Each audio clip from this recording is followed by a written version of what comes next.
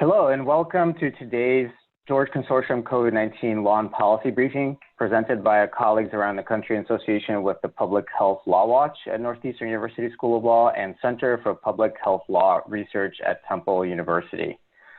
We're here to provide expert legal analysis during the COVID-19 pandemic and to answer your questions about key legal developments during this crisis. I'm Beletsky, Professor of Law and Health Sciences at Northeastern University School of Law, and joining me today is Margo Lindauer, who's Associate Clinical Professor and Director of the Domestic Violence Institute at Northeastern University. Welcome, Margo. Thank you for having me.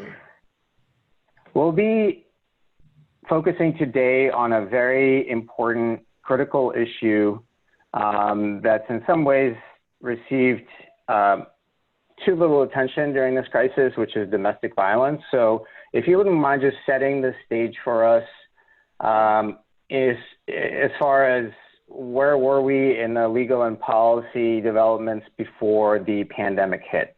Sure. Thank you for the question. So where I'd like to start is before the pandemic. And before the pandemic, what we know and what we knew is that intimate partner violence, both domestic violence and sexual assault, is wildly underreported. Sorry. And we also know the data is alarming, that the data is anywhere between 1 in 3 and 1 in 4 individuals will and have been impacted by intimate partner violence within the course of their life. And we know that the data of reporting is much fewer than that in the best of times. Fast forward to the pandemic, and we're seeing the data kind of move all over the map. So some hotlines have experienced an increase in calls, but what we've seen in the provider community is something we could have hypothesized would happen, is a drastic decrease in folks reaching out for help. And that's because of a variety of reasons. So one, there's inconsistent information about what is in fact open. Right? So a lot of people don't know that courts are open. A lot of people don't know or are scared to go to the police. And frankly, a lot of people can't leave their homes because they're in quarantine, and many of those individuals are in quarantine with their abusers. So in a non-pandemic world, perhaps an individual could leave and go for a walk and make a call looking for help. That no longer is an option. Also, with so many people being laid off from work or losing their jobs, people are cohabitating together with their abusers and unemployed, which we also know increases the stress in an already stressful situation, which exacerbates violence. The other, I think, really important thing to keep in mind when you're talking about a population who's impacted by violence is that most people, when they do reach out for help, are not reaching out in ways that we would necessarily assume. So most individuals who are impacted by intimate partner violence are not necessarily calling hotlines or going to the police. They might be going to their healthcare provider, their primary care physician. If they're already involved in other systems, maybe a social worker. And all of those help-seeking behaviors have changed within the pandemic. So kind of in summation, we know that violence is increasing, though what we're seeing in terms of actual interventions and reported acts of violence have decreased.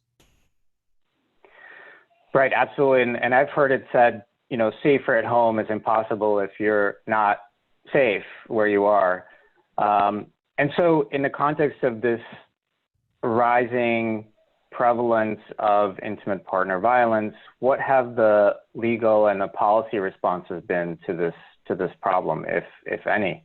So I think there's kind of two main responses. One is just trying to figure out what is actually going on within the legal system. And so most domestic violence, either in the criminal capacity or in the civil capacity, is happening at the lowest level courts within each community. So in Massachusetts, those would be the district courts. What we've seen in the district courts in Massachusetts is guidance from the Supreme Judicial Court, but each court implementing that guidance in a different way. That is alarming and very concerning for survivors and victims, because many of those individuals going through the civil court process, for example, are doing it pro se. So one kind of main thing is just trying to get the information about what the process is to the people that want it. I would say there's a secondary thing that's happening, of which I Sorry, have can I? Yep. Can I just ask a question? Is that process actually functioning right now? Is the adjudication process actually functioning during the sort of the shutdown or the partial reopening? I would say it's very court dependent. So yes, technically it is functioning. District courts in Massachusetts are operating with telephonic hearings, that cases are being called and heard. I would say the efficacy of that is different. And as you already identified, Safer at Home is also consistent with what we know, that if you can't make a phone call, if you're cohabitating with your abuser, if you need to call into a hearing and you don't have access to a phone, how are you supposed to do that, right? So yes, the hearings are happening. How well they're happening and is up to debate. I think the judges and clerks are trying to operate as consistently as they can, but the systems in place are very different depending on the court. Got it. The secondary thing. Sorry, second thing. Oops, sorry. The secondary thing that's happening is a technological response. And what we are seeing that is absolutely highlighted through this pandemic is how courts have not either been able to or taken advantage of technology in a way that meets victims' needs. And so what I'm talking about is how can we create technologies that increase access to justice in a way that is really helpful. So some of the things that are happening kind of broadly, and then I can speak to what the Domestic Violence Institute is trying to do, is a lot of courts and law schools affiliated with those courts are trying to do something that the private sector would think is very simple, which is getting those courts on those forms online, right? So getting fillable forms so that folks can apply for relief through a website or by emailing the clerk. That is innovation for the court system, which is very troubling.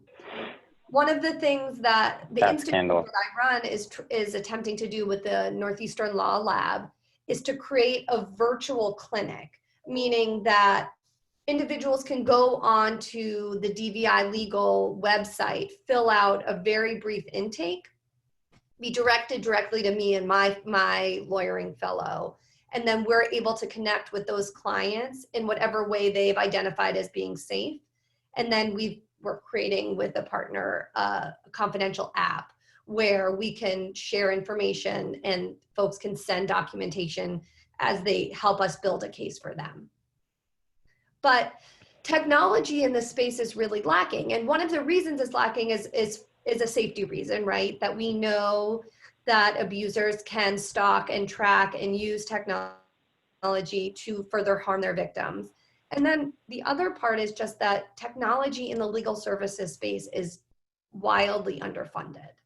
And so I joke, but I'm not joking, that many of the, working with courts is like working in 1989, right? That you have to do everything by paper. You have to fill everything out by pen. You have to. They do have faxes. They do have faxes, which is not at all helpful for individuals. And frankly, we had to set up it's not a big deal for the law school, but we had to set up a whole faxing system within the clinics just to be able to file some of the documentation we needed to. And so I believe that a conversation is happening and needs to continue to happen about how can we create easier access to technology that increases access to justice. I would just say that, and I believe that this has been a growing area for me. Historically, I've been resistant to technology, or kind of not resistant to technology personally, but in this space, because I've always thought that, gosh, like what if our clients don't have access to technology, and then we're creating technology that either doesn't help them or discriminates against individuals that don't have the technology? But what we're seeing and what we've seen is that most clients do have a smartphone. And so whether it's and then how can we use that smartphone in a safer way to help them get access to help versus not? Got it.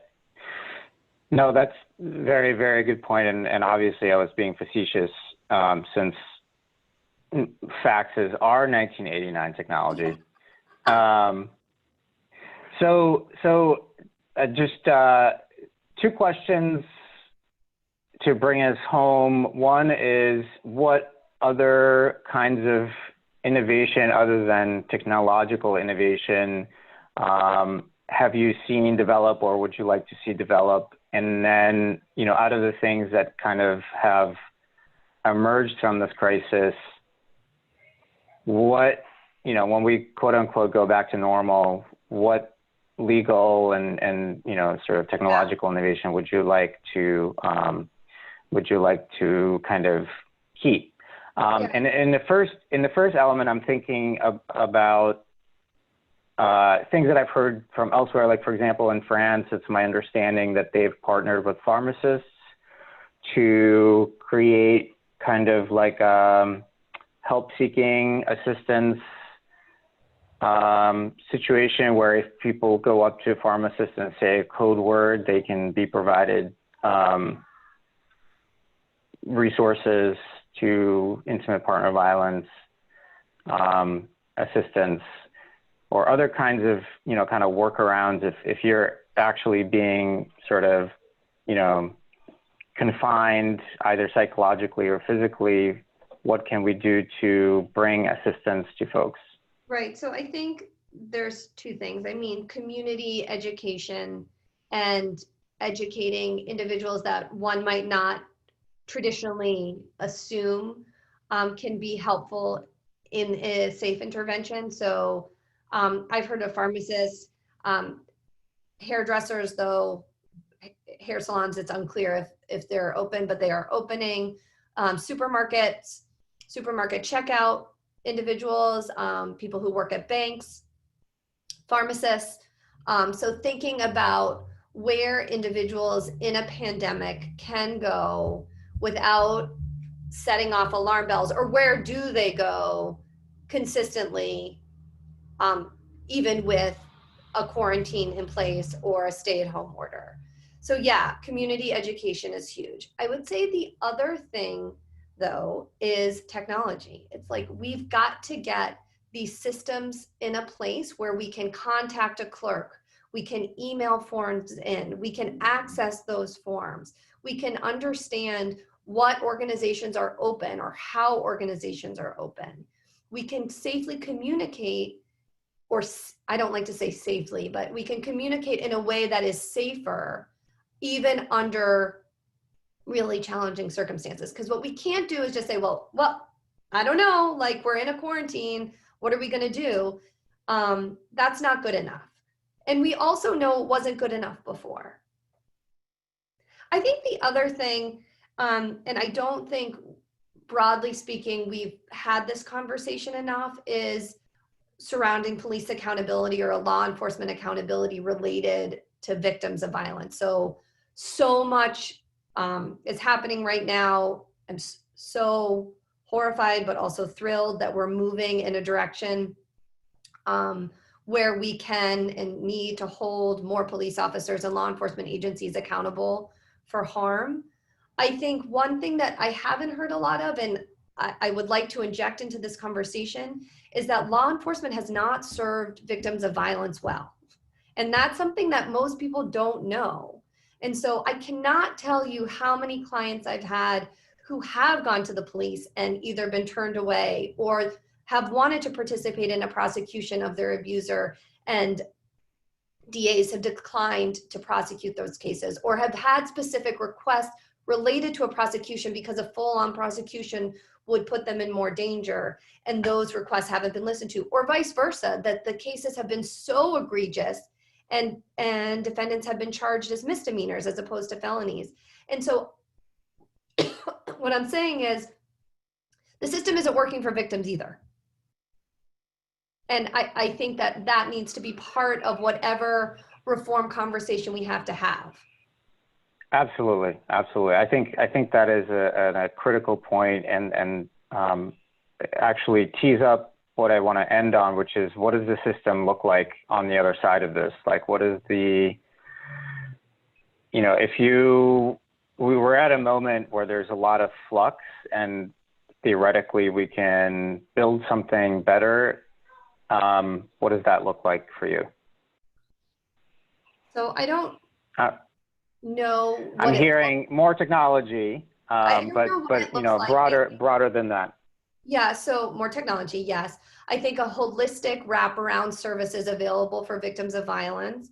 I think we need to talk about alternative forms of prosecution or restorative justice. What does that look like?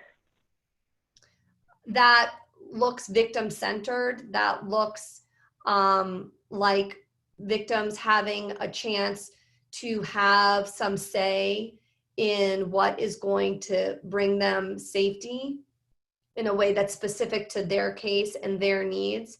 It has to include safe, affordable housing and housing alternatives so that people aren't confined because of economic dependence.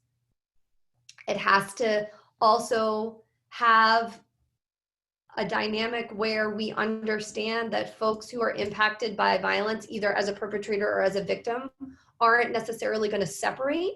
And so how do we give those individuals tools to either change their behavior or make themselves safer in a not totally safe situation? Got it. All right. Well, definitely an important set of issues and something that we'll continue to keep an eye on. Margo, thank you so much for doing this briefing, but more broadly for doing this very important work during a global pandemic. We'll be broadcasting here on Twitter at noon, although we are about to go on a summer hiatus soon. But thank you so much for tuning in to COVID Law and Policy Briefing. The shows are also archived on the Week in Health Law podcast. These briefings are produced by Faith Colleague and Bethany Saxon.